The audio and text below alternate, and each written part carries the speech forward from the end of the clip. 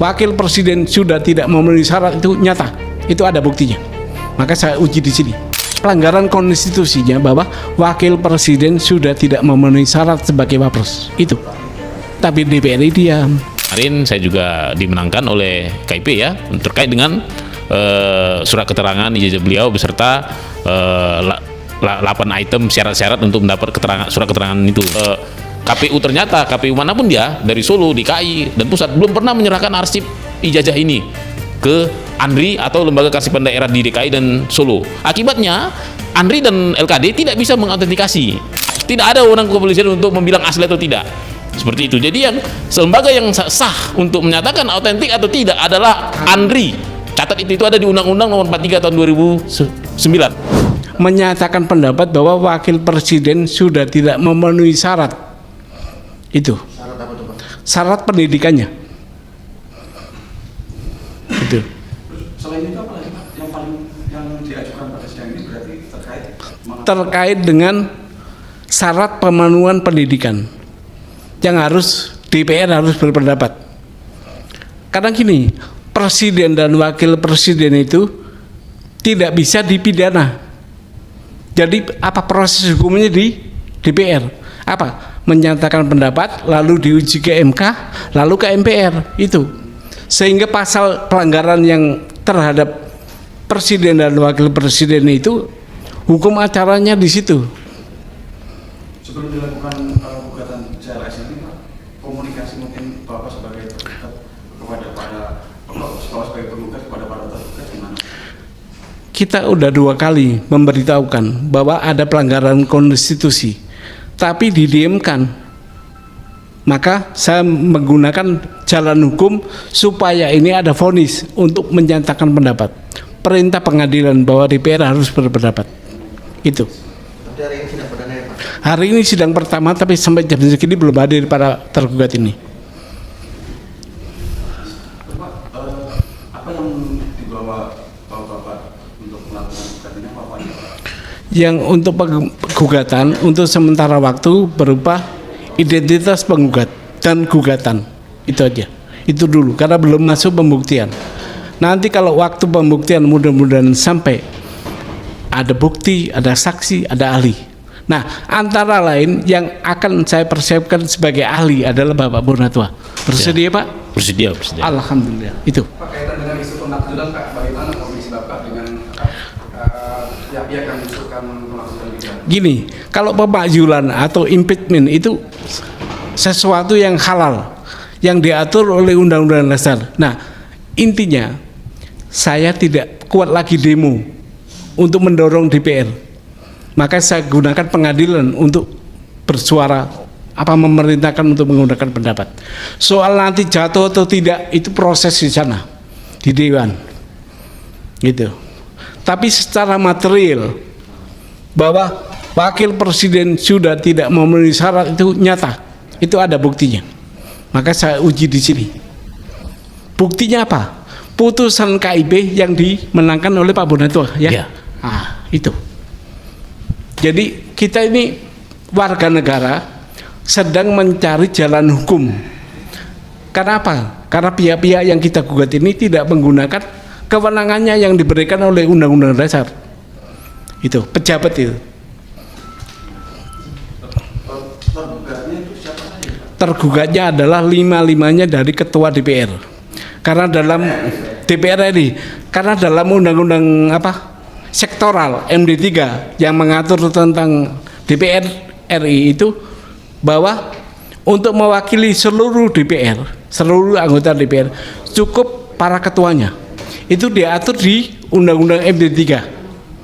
Jadi mestinya para ketua DPR yang menjadi tergugat hadir sendiri. Kalau nanti diwakilkan oleh kuasa hukum, saya keberatan. Karena apa? Undang-undangnya bunyinya begitu. Bahwa pimpinan DPR adalah berfungsi mewakili anggota DPR di pengadilan. Bunyinya begitu undang-undangnya. Nah, bagaimana Pak dengan temuan teknis dan fungsi baru pasca Risma mengatakan katanya kan berkaitan ya Bapak dengan publik ini gitu, Iya. games dan untuk menjadi dasar bukti lah untuk masukan Kalau statement Pak Isman Lalu yang menyatakan bahwa bukti itu dia menemukan bukti baru lah. gini, kebetulan bukti itu tidak ada hubungannya langsung dengan ini, nggak ada. Tapi bukti yang bahwa ini sudah diketahui umum itu adalah bukti gugatan saya sendiri, dan kedua bukti dari surat dari Forum Purnawirawan TNI, itu buktinya. Apalagi? Udah cukup? Tujuan gugatan ini hanya pembatalan jabatan atau sekadar pastian hukum aja, Pak? Tujuan akhir bukan impeachment, bukan pembatalan, tapi DPR harus menggunakan hak menyatakan pendapat. Hanya itu. Seharusnya wajib, karena diatur dalam Undang-Undang Dasar bahwa menyatakan pendapat, ada hak interpelasi, ada hak menyatakan pendapat, dan ada lagi hak lain, tapi nggak digunakan. Maka minta pengadilan memvonis DPR harus menggunakan hak itu. Soal nanti ini dijalankan sampai ke MPR, yaitu kembali lagi politik lagi itu. Terus implikasi hukumnya apa sih Pak kalau ketika DPR itu tidak menggunakan hak apa yang dimaksud Pak? Ya implikasi status quo, diem aja dia, ada pelanggaran diem. Implikasinya itu, makanya kita gugat supaya menggunakan itu. Menurut Bapak pelanggaran apa sih Pak yang paling krusial? Pelanggaran konstitusinya bahwa wakil presiden sudah tidak memenuhi syarat sebagai wapres itu, tapi DPR diam itu cukup ya. Oke. Ada yang disampaikan Pak?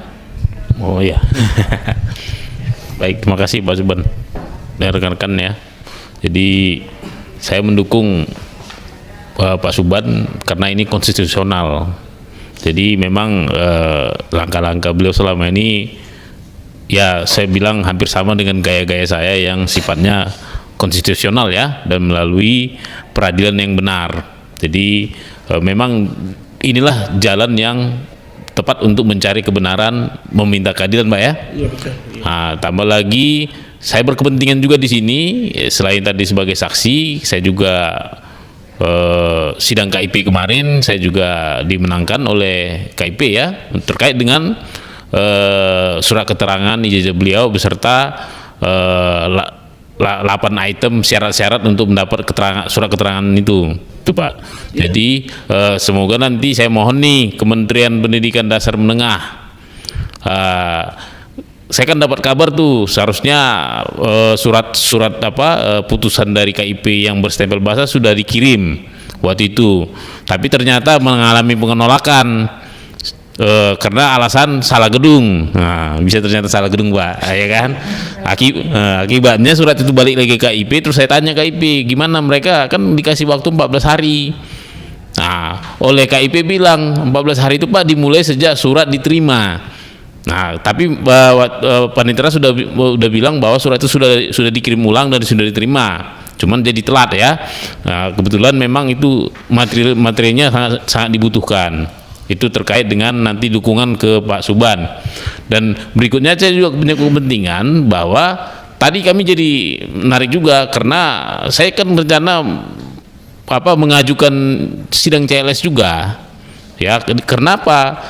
Bukti-bukti di KIP selama ini saya sudah punya, saya pegang, dan dokumen-dokumen dari KPI juga saya punya, dan ini harus punya suatu kesimpulan.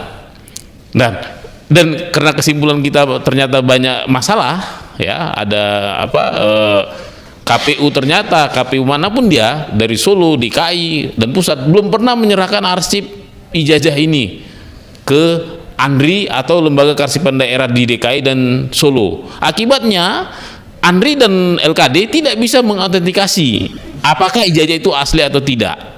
Jadi tanpa bermaksud melalui hukum, kita bermohon kepada persidangan hakim CLS nanti supaya memerintahkan KPU menyerahkan itu arsip kalau ada ya, dan Andri dan LKD segera melakukan prosedur autentikasi sesuai dengan peraturan Kepala Andri nomor 1 tahun 2023. Nah itu hebat Pak. Kenapa? prosedurnya itu autentikasi itu nggak sederhana. Pertama itu pasti autentikasi informasi. Iya. Namanya, NIM-nya, macam segala ya kan. Kedua, autentikasi dokumen forensik. Asli ya. Asli. Dokumen forensik asli, dan asli maupun fotokopi yang dilegalisir stempel basah tadi. Akibatnya apa? Stempel basah itu pun tintanya akan diautentikasi, Pak. Iya. Tahun 2005 akan diautentikasi. Fotokopi itu pun akan diautentikasi. Jadi harapan kita nanti biarlah proses autentikasi dilakukan oleh lembaga yang proper, yaitu ANRI dan LKD. Ada 3 nih ya, ANRI, LKD DKI, LKD Solo, Surakarta. Sehingga nanti ini akan jadi fair. Dan jangan lagi kita mendengar bahwa autentikasi dilakukan oleh lab Barreskrim. Dari mana ceritanya kepolisian menurut undang-undang kepolisian? Enggak, mereka tidak punya wewenang untuk itu. Jelas di Undang-Undang Kepolisian Nomor 2 tahun 2002 tidak ada wewenang kepolisian untuk membilang asli atau tidak. Seperti itu. Jadi yang lembaga yang sah untuk menyatakan autentik atau tidak adalah ANRI. Catat itu ada di Undang-Undang Nomor 43 tahun 2009. Semoga nanti tadi udah sepakat Pak ya, dan juga Pak Dwi tadi mantan hakim ad hoc ya, sepakat kita akan majukan dan kita akan buktikan, karena ini nanti akan menjadi peradilan yang benar-benar tepat untuk menguji keaslian ijazah. Saya harap nanti Pak Jokowi juga mau menunjukkan ijazahnya sebagaimana dengan perkataannya selama ini. Saya rasa itu aja dari saya. Mungkin ada. Terima kasih. Ada Bu? Ya enggak. Oke, makasih. Begitu teman-teman wartawan. Oke, makasih.